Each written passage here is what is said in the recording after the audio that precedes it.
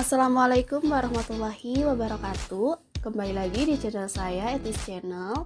Di video kali ini kita akan belajar tentang prakarya, yaitu mengenai kerajinan serat. Baik, kita langsung aja lihat ke peta materinya. Di sini tuh yang akan kita pelajari yaitu mengenai kerajinan serat.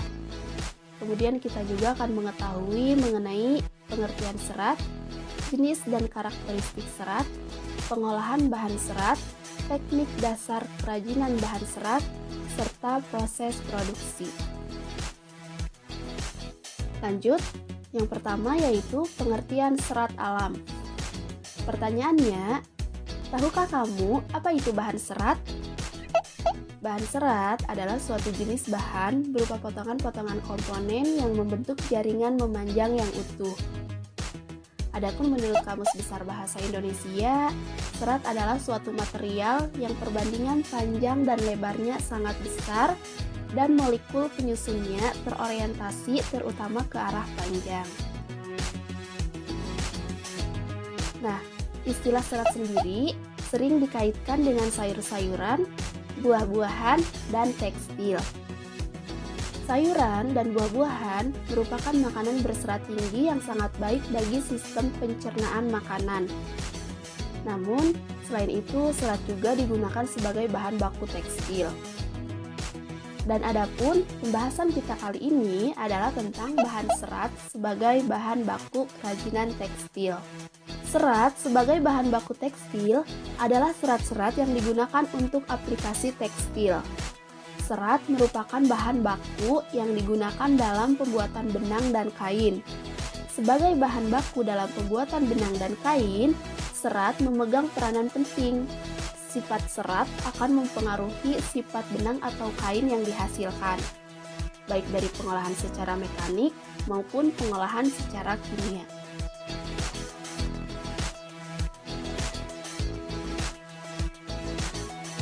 Nah, sebelum lanjut ke jenis dan karakteristik bahan serat, kita tengok dulu yuk sejarah dan perkembangan serat alam. Menurut sejarah, bahan serat alam dikenal orang sejak ribuan tahun sebelum Masehi. Beberapa bukti sejarah mencatat bahan serat alam sudah dipergunakan sejak tahun 2640 sebelum Masehi. Dan negara yang pertama kali mengolah bahan serat alam adalah Cina. Cina sejak dahulu sudah menghasilkan serat sutra. Cina sangat tertarik dengan serat sutra yang dihasilkan dari ulat. Bahan ini diolah menjadi benang untuk kebutuhan produk tekstil. Selain serat sutra, bahan serat alam lainnya berupa kapas. Pada tahun 1540 sebelum Masehi, telah berdiri industri kapas di India.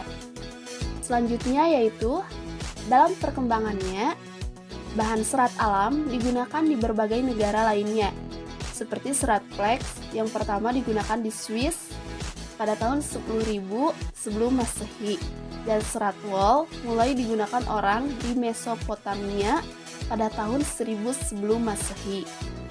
Selama ribuan tahun, serat flax, wol, sutra, dan kapas telah melayani kebutuhan manusia paling banyak sepanjang masa.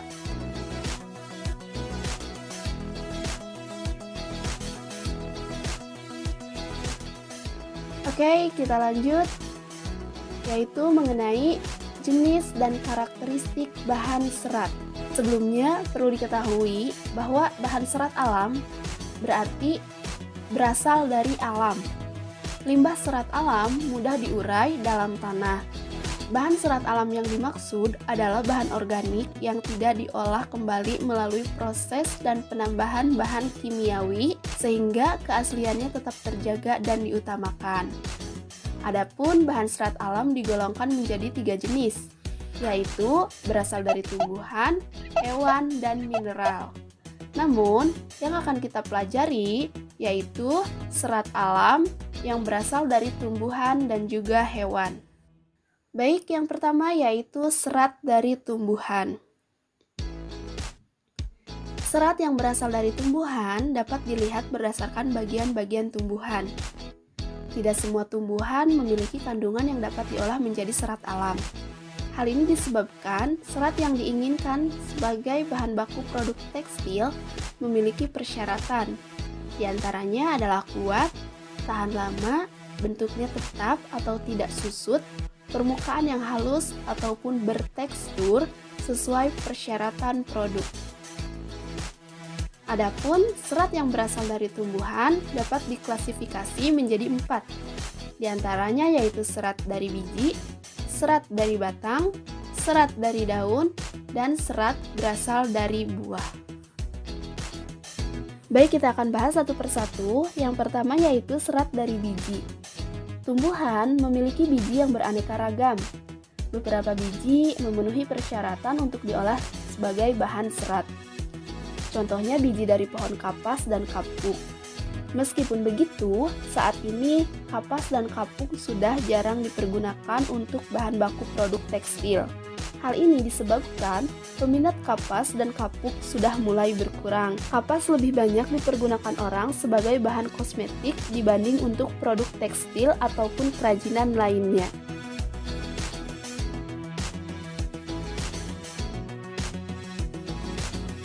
Oke, next yaitu yang kedua, serat dari batang. Setiap tumbuhan memiliki batang. Struktur batang yang dihasilkan tumbuhan tentunya tidak sama satu dengan yang lainnya. Jenis batang yang menghasilkan serat alam dapat berupa jenis batang yang berkambium ataupun tidak berkambium. Contohnya yaitu batang pohon anggrek, melinjo, mahkota dewa, dan lain-lain.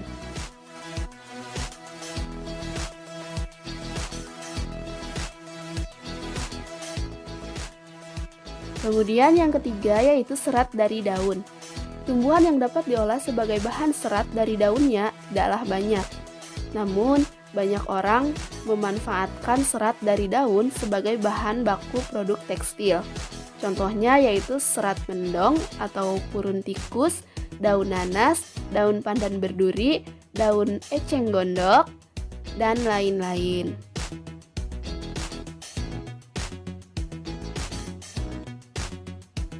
Kemudian yang terakhir yaitu serat berasal dari buah. Tumbuhan yang memiliki buah sangat banyak dan beragam.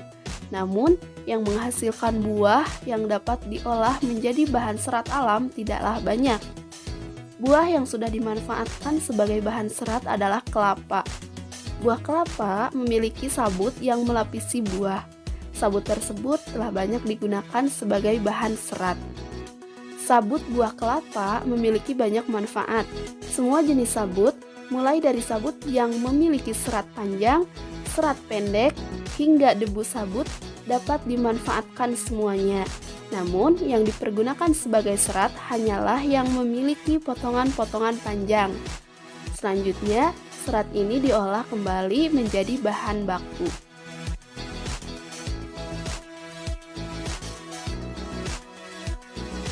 Oke, selanjutnya yaitu yang kedua, serat dari hewan. Tadi kita telah mempelajari yaitu serat dari tumbuhan, dan sekarang yang kedua yaitu serat dari hewan. Serat yang berasal dari hewan banyak disukai oleh negara-negara Eropa. Serat tersebut memiliki tekstur yang lembut dan halus.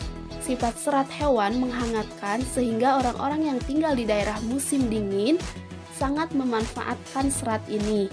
Bagian hewan yang dimanfaatkan seratnya adalah bulu.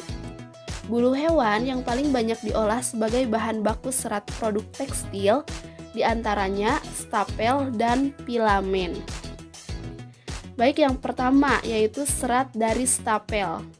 Stapel merupakan serat yang berbentuk rambut hewan yang disebut dengan wool. Contohnya domba, alpaka, unta, kelinci, dan lain-lain. Adapun rambut hewan yang paling banyak digunakan adalah wool dari bulu domba.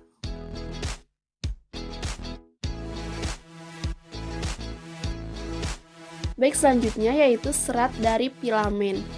Filamen merupakan serat yang berbentuk jaringan. Contohnya adalah serat yang berasal dari larva ulat sutra yang digunakan untuk membentuk kepompong. Kepompong inilah yang merupakan serat lalu dipintal menjadi benang.